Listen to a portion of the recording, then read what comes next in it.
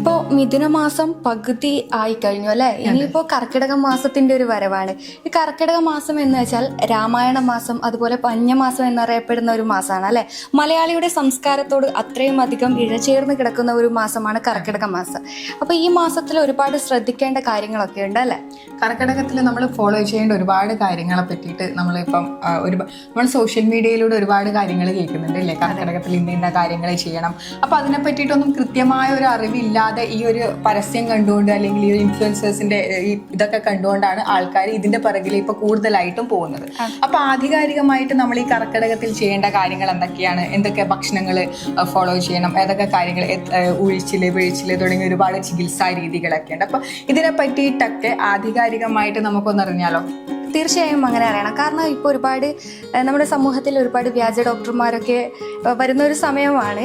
അതുപോലെ തന്നെ ഇപ്പോൾ ഇൻസ്റ്റഗ്രാമിലൂടെ ഒരുപാട് ചികിത്സാ കേന്ദ്രങ്ങൾ, ഉഴിച്ചില് പിഴിച്ചില്, അതുപോലെ കർക്കിടക പാക്കേജൊക്കെ ഒരുപാട് വ്യാജ പാക്കേജുകളൊക്കെ ഉണ്ട്. അപ്പോൾ പലർക്കും അറിയില്ല എന്തൊക്കെ കാര്യങ്ങൾ ചെയ്യണം, എന്തൊക്കെ ശ്രദ്ധിക്കണം എന്ന്. അപ്പോൾ ഇത് നമുക്ക് കൃത്യമായി ഒരു ഏറ്റവും നല്ലൊരു ഡോക്ടറോട് തന്നെ ചോദിച്ചറിയണം. തീർച്ചയായും ഏറ്റവും പ്രധാനപ്പെട്ട ഒരു കാര്യം എന്ന് പറഞ്ഞാൽ നമ്മൾ ഈ പറയുന്നത് പോലെ സോഷ്യൽ മീഡിയയിലൊക്കെ കണ്ട് വാർത്തകളൊക്കെ കണ്ട് പറയുന്നതിനെക്കാട്ടി ഉപരി ഒരു ഡോക്ടറോട് കൃത്യമായി ചോദിക്കുന്നതായിരിക്കും നല്ലത് അല്ലേ? അതെ, തീർച്ചയായും. അതുകൊണ്ട് നമുക്ക് ഒരു നല്ല ആയുർവേദ ഡോക്ടറോട് തന്നെ ചോദിക്കാം. അപ്പം നമുക്ക് നമ്മുടെ പ്രോഗ്രാമിലേക്ക് face to face with Athira and Anjali എന്ന പ്രോഗ്രാമിലേക്ക് നമുക്ക് ആ ഡോക്ടറെ ഒന്ന് വെൽക്കം ചെയ്യാം. അതിലൂടെ നമ്മുടെ പ്രേക്ഷകർക്ക് എങ്ങനെ നല്ല ആരോഗ്യ സംരക്ഷണത്തിന് എത്രത്തോളം പ്രാധാന്യമുണ്ട്, നല്ല ആരോഗ്യത്തിന് അങ്ങ് മാറി കിട്ടും അല്ലേ. എന്തൊക്കെ കാര്യങ്ങൾ നമ്മൾ ഫോളോ ചെയ്യണം, എന്തൊക്കെ ചെയ്യാൻ പാടില്ല, എത്രത്തോളം ഇമ്പോർട്ടന്റ് ആണ് ചികിത്സാ രീതിക്കൊക്കെ എന്നുള്ളതിനെ പറ്റിയിട്ട് ഒരു ഐഡിയ അവർക്ക് കിട്ടും. അതെ. അപ്പൊ നമുക്ക് എന്നാ നമ്മുടെ പരിപാടി തുടങ്ങിയാലോ? തീർച്ചയായും. അപ്പൊ എല്ലാവർക്കും പരിപാടിയിലേക്ക് സ്വാഗതം.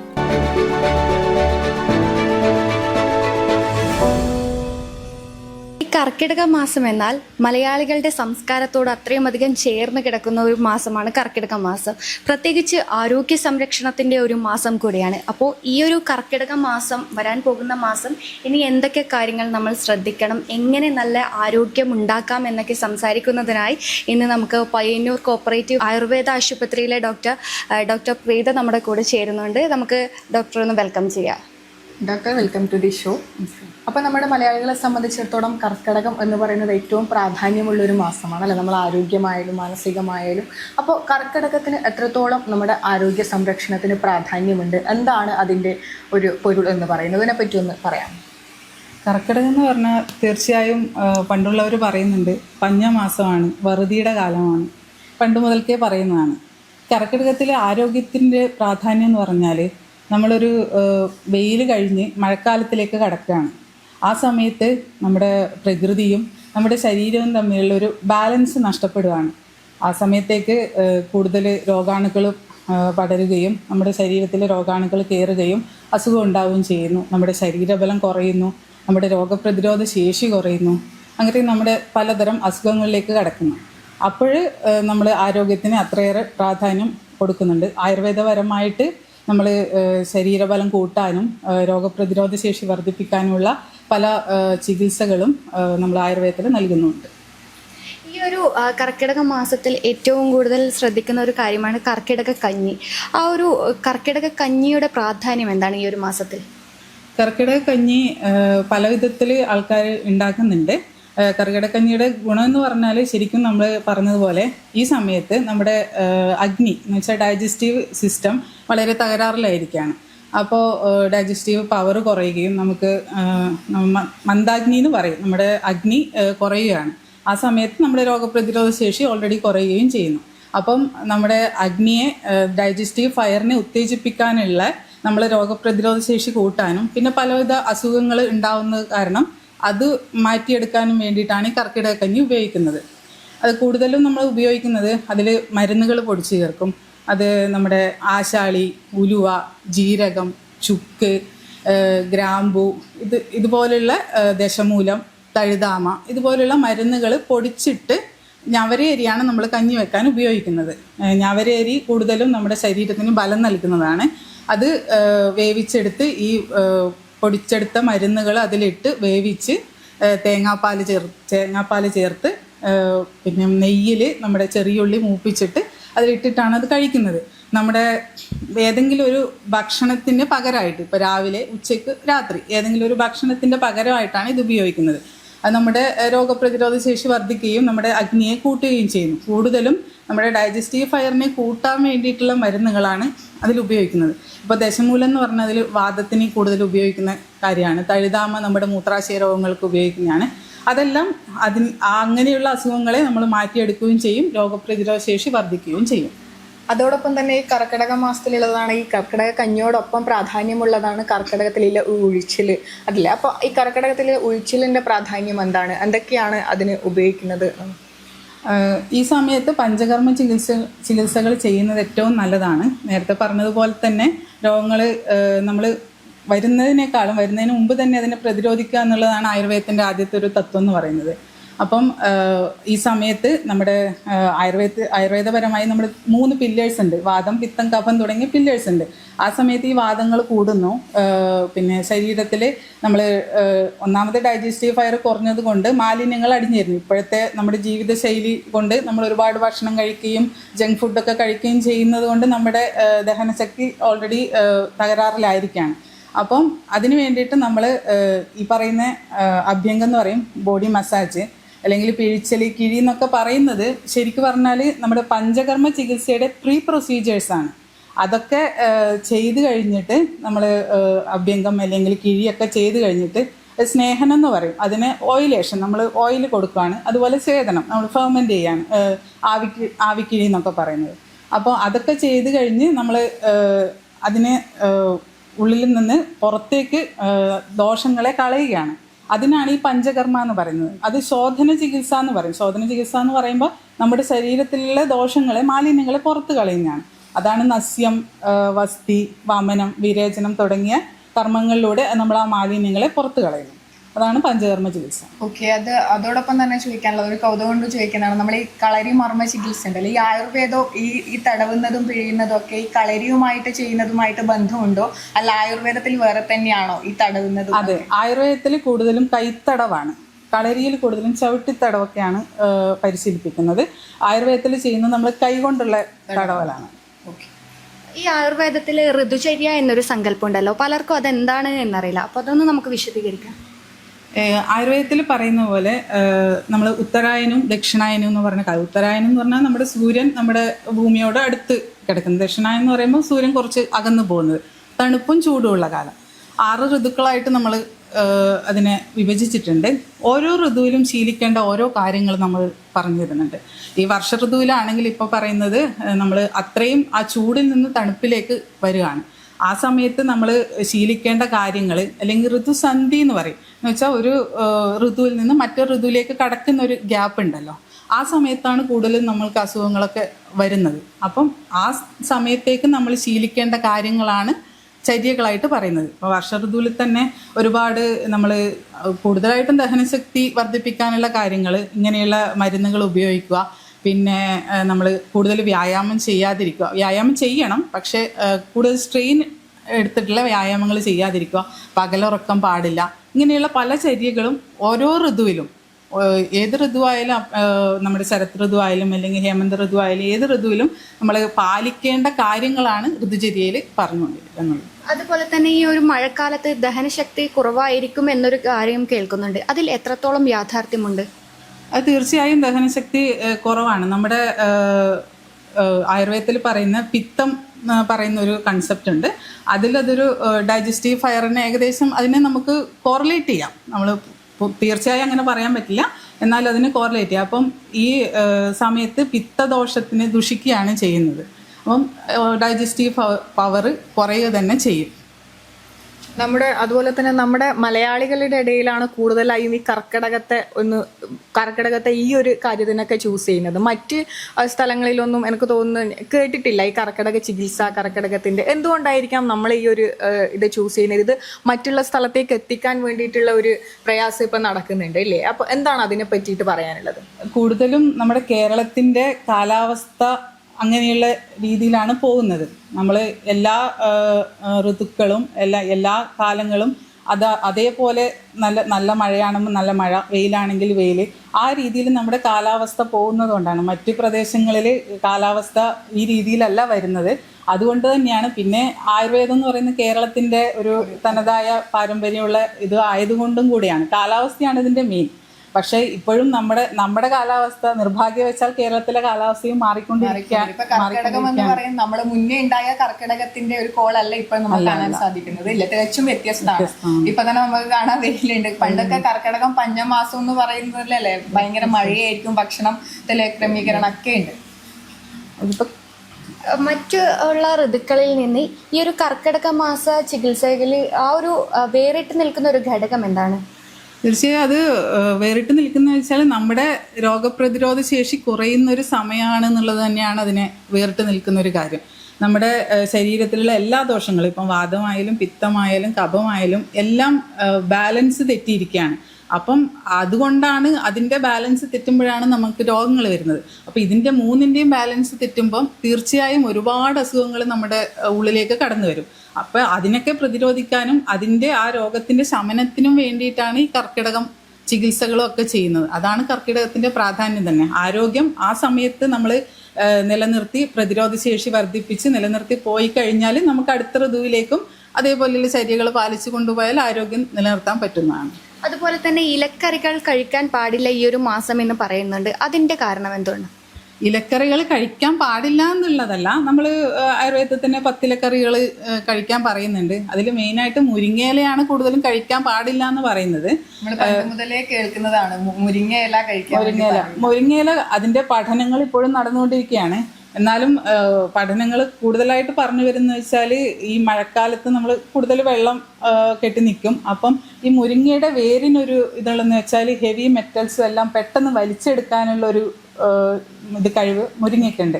അപ്പം നമ്മൾ അതിൻ്റെ മുരിങ്ങയില കഴിക്കുമ്പോൾ പിന്നെന്ന് വെച്ചാൽ കൂടുതൽ ഈ മഴക്കാലത്താണ് ഈർപ്പം തങ്ങി നിൽക്കുമ്പം ബാക്ടീരിയകളും അല്ലെങ്കിൽ ഈ പുഴുക്കളൊക്കെ കൂടുതലായിട്ട്. അപ്പം അങ്ങനെയുള്ള കാരണങ്ങൾ കൊണ്ടാണ് മുരിങ്ങയില കഴിക്കരുതെന്ന് പറയുന്നത്. ഇലകൾ നമ്മുടെ ദഹനശക്തിക്ക് നല്ലതാണ്, മലബന്ധം അകറ്റും, അതൊക്കെ കഴിക്കാം. പക്ഷേ അത് എല്ലാറ്റിനും അതിൻ്റെതായ അളവുകളുണ്ട്.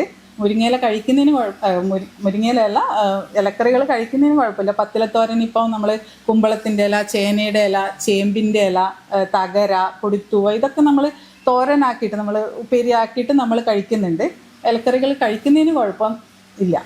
ഓക്കെ, ഇപ്പോൾ നമ്മൾ ഈ കർക്കിടകത്തിൻ്റെതല്ല, പൊതുവെ ഈ ആയുർവേദത്തിന്റെ പ്രാധാന്യത്തെ പറ്റി പറയുമ്പോൾ ഇപ്പോഴും മുക്കിന് മൂലയിൽ നമുക്ക് എന്താണ് ഇതുപോലെയുള്ള ആയുർവേദ ചികിത്സകൾ ഒരുപാട് നമ്മളിപ്പം ഇൻസ്റ്റയിലായാലും അല്ലെ റീൽസിലായാലും നമ്മൾ ഒരുപാട് സോഷ്യൽ മീഡിയയിൽ കണ്ടുവരുന്നുണ്ട്.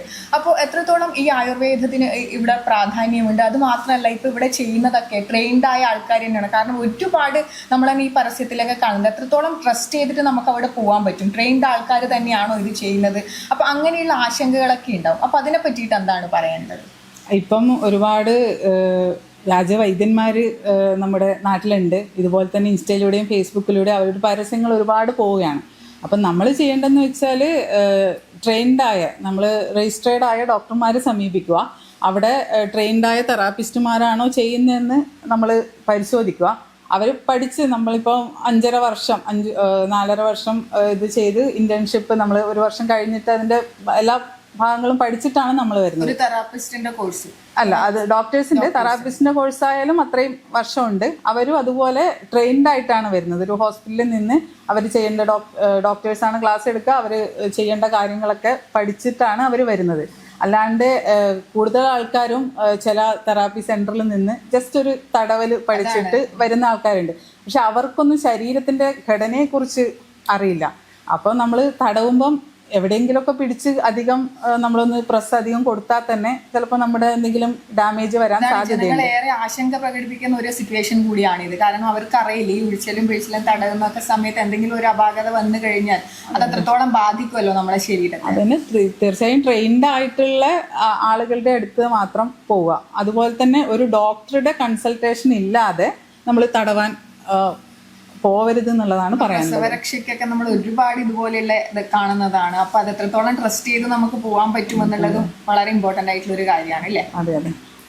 അതുപോലെ തന്നെ നമുക്ക് ഈ ആയുർവേദത്തിൽ പുകയ്ക്കൽ എന്നൊരു ഇതുണ്ടല്ലോ. അപ്പോൾ അതെങ്ങനെയാണ്, അതിൻ്റെ പ്രാധാന്യം എന്താണ് ഈ ഒരു സമയത്ത്? കൂടുതലും നേരത്തെ പറഞ്ഞ പോലെ തന്നെ രോഗാണുക്കൾ കൂടുന്നൊരു സമയമാണ്.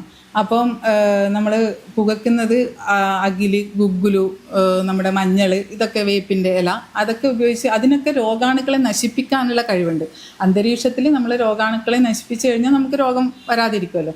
അതാണ് അതിൻ്റെ ഒരു ധൂപനം എന്നുള്ള അല്ലെങ്കിൽ പുകക്കൽ എന്നുള്ളതിൻ്റെ ഇമ്പോർട്ടൻസ് ആയിട്ട് വരുന്നത്. അതുപോലെ തന്നെ പലരും ഈ ഒരു സമയത്ത് പ്രത്യേകിച്ച് മഴക്കാലം ആകുമ്പോൾ ഒരുപാട് കൊതുകുകളും കാര്യങ്ങളും ഒക്കെ ഉണ്ടാവാറുണ്ട്. അപ്പോൾ പല സാധനങ്ങൾ ഉപയോഗിച്ച് പുകയ്ക്കുന്നത് ഞാൻ കണ്ടിട്ടുണ്ട്. അതായത് ഇപ്പം ചേരി, അതുപോലുള്ള അടക്കാത്തോട്, അങ്ങനെയുള്ള കാര്യങ്ങളൊക്കെ ഉപയോഗിച്ചിട്ട് പൊതുവെ വീടുകളിലൊക്കെ പുകയിടുന്നത് കാണാറുണ്ട്. അത് നമ്മുടെ ശ്വാസകോശത്തിൽ എത്തിക്കഴിഞ്ഞാൽ ബുദ്ധിമുട്ട് വേറെ ഉണ്ടാകില്ല. അങ്ങനെ ചെയ്യുന്നത് ശരിയാണോ? ഇല്ല, പുകയ്ക്കുന്ന ഞാൻ ഈ പറഞ്ഞതുപോലെ മെഡിസിൻസ് ഉപയോഗിച്ചിട്ട് പുകച്ചു കഴിഞ്ഞാൽ അങ്ങനെയുള്ള പുകയ്ക്കുന്ന സാധനങ്ങൾ നമ്മുടെ ശ്വാസകോശത്തിന് ഒരിക്കലും ബാധിക്കില്ല. പിന്നെ ഓൾറെഡി ശ്വാസകോശത്തിന് ബുദ്ധിമുട്ടുള്ളവർക്ക് ചിലപ്പോൾ അത് പ്രശ്നമായേക്കാം. അങ്ങനെയുള്ളവർ മാസ്ക് ധരിക്കുക, അങ്ങനെയുള്ള കാര്യങ്ങൾ ചെയ്യുക. അല്ലാതെ നമ്മൾ ഇതുപോലുള്ള വേപ്പിൻ്റെ ഇല അല്ലെങ്കിൽ ഗുഗുലു ഇതൊക്കെ പുകയ്ക്കുന്നത് ഒരിക്കലും ശ്വാസകോശത്തിന് ഒരിക്കലും ബാധിക്കില്ല.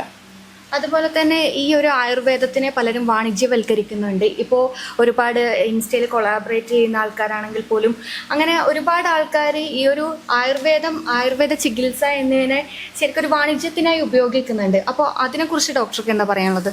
നേരത്തെ പറഞ്ഞ പോലെ തന്നെ വ്യാജന്മാരാണ് കുറച്ചും കൂടെ ഇതിനെ വാണിജ്യവൽക്കരിക്കുന്നത്.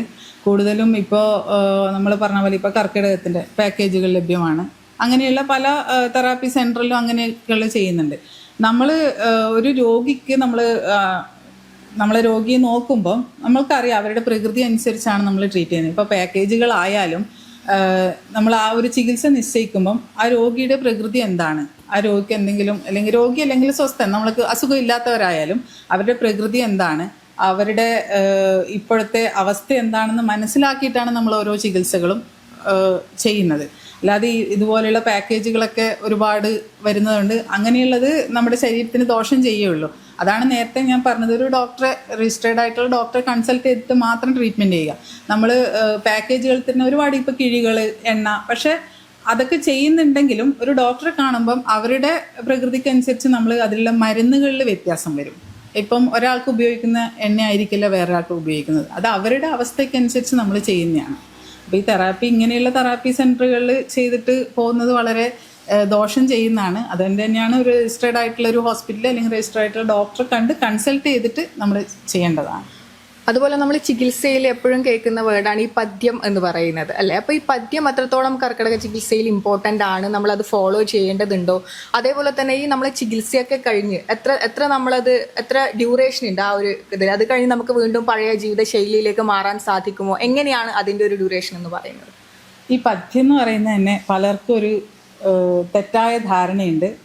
ആയുർവേദത്തിൽ പഥ്യം എന്ന് പറയുന്നത് നമ്മൾ നോൺ വെജ്, മത്സ്യമാംസാദികൾ ഉപേക്ഷിക്കുക എന്നുള്ളതാണ് പഥ്യം എന്നുള്ളതാണ് അത് തെറ്റായൊരു ധാരണയാണ്. ശരിക്കും പഥ്യം എന്ന് പറയുന്നത് നമ്മളുടെ രോഗിക്ക് ആ അസുഖം മാറാൻ വേണ്ടിയിട്ട് എന്തൊക്കെയാണോ നമ്മൾ ചെയ്യുന്നത് അതാണ് പഥ്യം. ഉദാഹരണത്തിന് ഇപ്പോൾ ഒരു വേദനയുള്ളവർ ചൂടുവെള്ളത്തിൽ കുളിക്കണം എന്ന് പറയുന്നത് ഒരു പഥ്യമാണ്. അല്ലാതെ ആഹാരം മാത്രമല്ല, നമ്മൾ എന്താണ് ആ രോഗിക്ക് അസുഖം കുറയാൻ വേണ്ടിയിട്ട് നമ്മൾ ചെയ്യുന്നത് അത് പഥ്യമാണ്.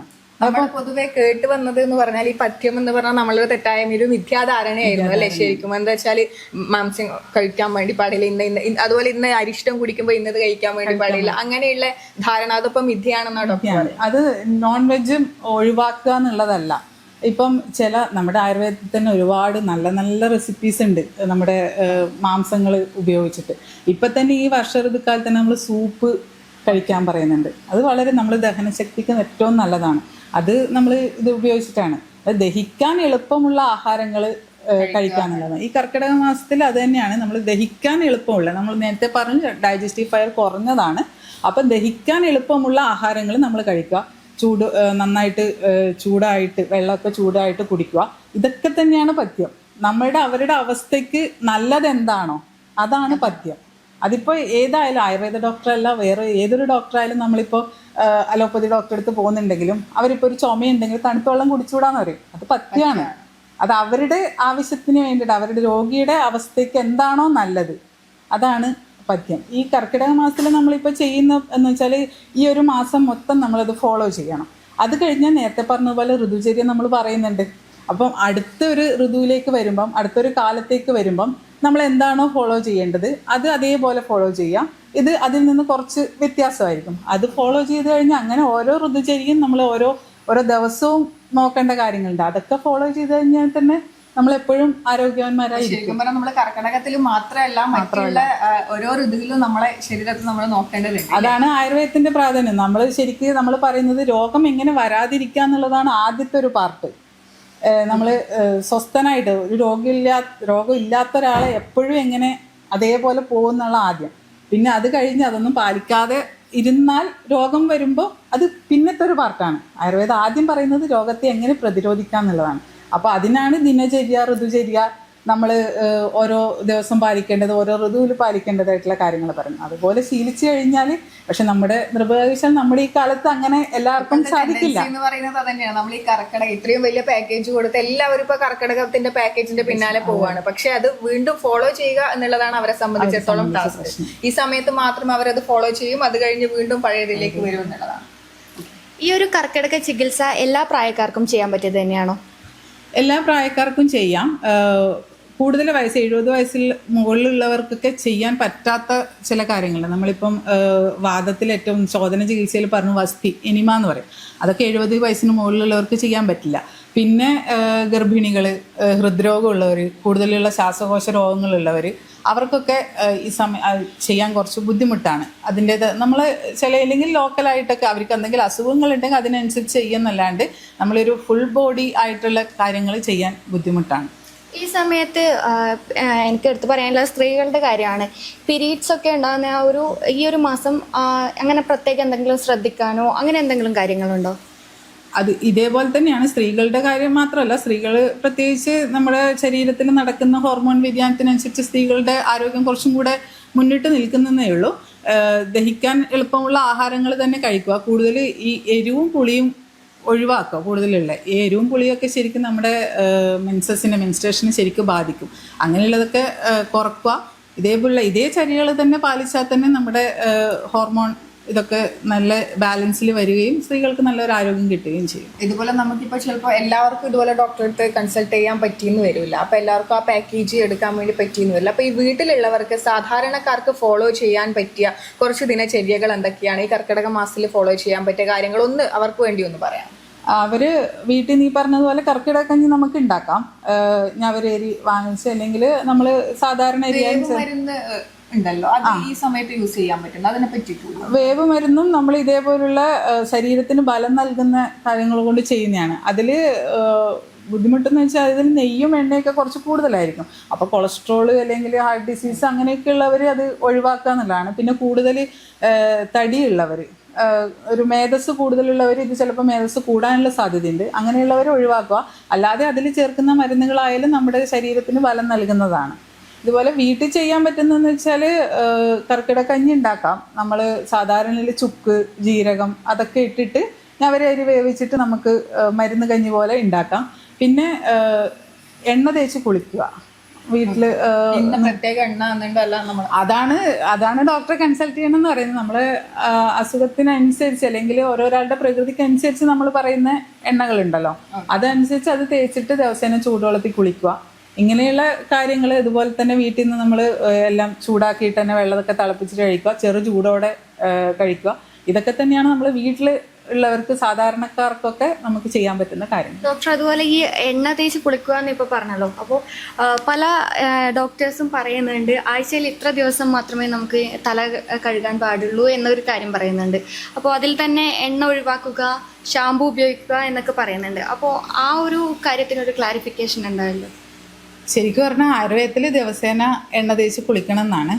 നമ്മൾ പലപ്പോഴും കുളിക്കാൻ പാടില്ല എന്ന് പറയുന്നത് കൂടുതലും എൻ്റെ ഒരു അഭിപ്രായം അനുസരിച്ച് നമ്മുടെ തലയിൽ ഒരുപാട്, നമ്മൾ പുറത്തൊക്കെ പോയി വീട്ടിലേക്ക് വരുന്നവരാണ്. അപ്പോൾ കൂടുതലും പൊടിയും ഇതൊക്കെ നമ്മുടെ തലയിൽ തന്നെ വന്ന്, അപ്പം ദിവസവും കുളിച്ചില്ലെങ്കിൽ അത് അവിടെ കിടന്ന് അടിഞ്ഞടിഞ്ഞ് താരനും അതുപോലുള്ള കാര്യങ്ങളും ഉണ്ടാവും. പിന്നെ ഈ ഷാമ്പു ഉപയോഗിക്കാന്ന് വെച്ചാൽ മൈൽഡ് ഷാമ്പു ഉപയോഗിക്കുന്നതിന് കുഴപ്പമില്ല. കൂടുതൽ നമ്മൾ ഈ കാരമുള്ള അധികം ഇത് ഉപയോഗിച്ചാൽ സ്കിന്ന് ഭയങ്കരമായിട്ട് ഡ്രൈ ആവും, നമ്മുടെ തലയോട്ടിയും ഡ്രൈ ആവും. പൊതുവേ നമ്മുടെ ഇത് സ്കിന്നിലത്തെ ചർമ്മം പോലെ തന്നെയാണ് തലയിലെയും. അത് കൂടുതൽ ഡ്രൈ ആകുമ്പം വിണ്ട് കീറുകയും താരം പോലെയുള്ള അസുഖങ്ങൾ വരികയും മുടി കൊഴിച്ചിലും ഒക്കെ ഉണ്ടാവും. അപ്പം ഏറ്റവും നല്ലത് ദിവസേന കുളിക്കുന്നത് തന്നെയാണ്. പലർക്കുള്ളൊരു ധാരണയാണ് ഈ ഒരു എണ്ണ ഉപയോഗിക്കുന്നത് കൊണ്ടാണ് താരൻ പോകാത്തത് എന്ന്. അപ്പോൾ അത് അതിൽ തന്നെയാണ് ഞാൻ പറയുന്നത്, രോഗിയുടെ വ്യത്യാസമുണ്ട്. പലർക്കും ചിലവർക്ക് നമ്മൾ തലയോട്ടി, എല്ലാവർക്കും നമ്മുടെ തലയോട്ടിയിൽ നിന്ന് തന്നെ എണ്ണ ഉൽപ്പാദിപ്പിക്കുന്നുണ്ട് നാച്ചുറലായിട്ട്. അത് ചിലർക്ക് കൂടുതലായിരിക്കും, ചിലവർക്ക് കുറവായിരിക്കും.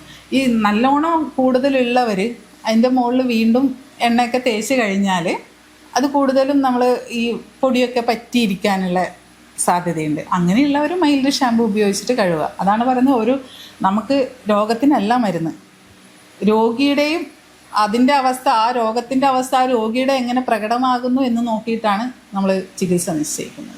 ഇപ്പോൾ പൊതുവെ നമ്മുടെ പുതിയ തലമുറയ്ക്ക് അവർ പൊതുവെ ഭക്ഷണ കാര്യങ്ങൾ അത്ര ശ്രദ്ധിക്കാത്ത കൂട്ടരാണ് എന്ന് കേൾക്കുന്നുണ്ട്. ജങ്ക് ഫുഡ്സിൻ്റെ ഭയങ്കരമായിട്ട് അവർ ഉപയോഗിക്കുന്നുണ്ട്.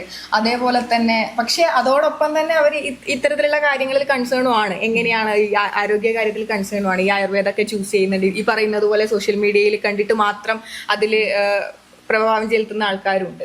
അപ്പൊ പുതിയ തലമുറയോട് എന്താണ്, ഈ മാറിക്കൊണ്ടിരിക്കുന്ന കാലഘട്ടത്തിൽ പുതിയ തലമുറയോട് എന്താണ് പറയാനുള്ളത്? ആയുർവേദത്തിന്റെ പ്രാധാന്യം എങ്ങനെയാണ് അവരെ നമുക്ക് ഒന്ന് മനസ്സിലാക്കിക്കാൻ പറ്റുക? ആയുർവേദത്തിന്റെ പ്രാധാന്യം, പുതുതലമുറ കൂടുതലും ജീവിതശൈലി രോഗങ്ങൾ കൊണ്ടാണ് കൂടുതലും ബുദ്ധിമുട്ടുന്നത്.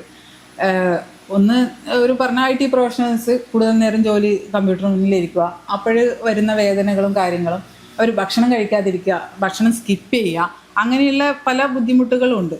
അവരൊക്കെ എന്ന് വെച്ചാൽ നമ്മുടെ ഇവർ ചൂസ് ചെയ്യുന്നുണ്ട്, നമ്മുടെ ആയുർവേദം ചൂസ് ചെയ്യുന്നുണ്ട്. അത് നേരത്തെ പറഞ്ഞ പോലെ ഒരു മാസത്തേക്ക് മാത്രമാണ്. കർക്കിടകം അത് അതിൻ്റെ സമയത്ത് ചെയ്യാന്ന് പറയുന്നത് കൊണ്ട് മാത്രം അവർ ചെയ്യുന്നതാണ്.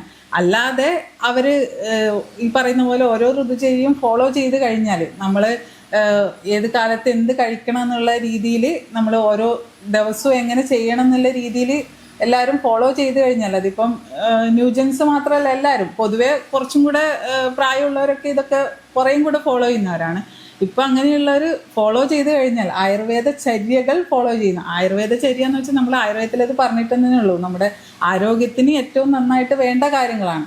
അതൊക്കെ തന്നെ ഫോളോ ചെയ്ത് കഴിഞ്ഞാൽ തന്നെ അവർക്ക് ആരോഗ്യമാരായിട്ട് ഇരിക്കാൻ പറ്റും. അതുപോലെ തന്നെ ഈ പറയുന്ന പോലെ പോസ്റ്റ് പാർട്ടം, നമ്മുടെ പ്രഗ്നൻസി കഴിഞ്ഞിട്ട് നമ്മൾ ഈ അരിഷ്ടമൊക്കെ കുടി, ഞാൻ പേഴ്സണലി പറയുകയാണെങ്കിൽ അരിഷ്ടമൊക്കെ കുടിക്കണം എന്ന് പറയും. ഇപ്പോൾ ഞാൻ ടു ബി ഫ്രാങ്ക് ഞാനത് ഫോളോ ചെയ്തിട്ടില്ല. അപ്പോൾ അതിൻ്റെതായ ബുദ്ധിമുട്ട് ചിലപ്പോൾ എനിക്കിപ്പോൾ അനുഭവപ്പെടുന്നുണ്ട്. അപ്പോൾ എത്രത്തോളം അതിനൊരു പ്രാധാന്യമുണ്ട് ഈ അരിഷ്ടം, വയറ്റിലെ പുണ്ണുണങ്ങാണ്ടൊക്കെയാണ് പഴമക്കാർ പറയുന്നത് കേൾക്കുന്നത്.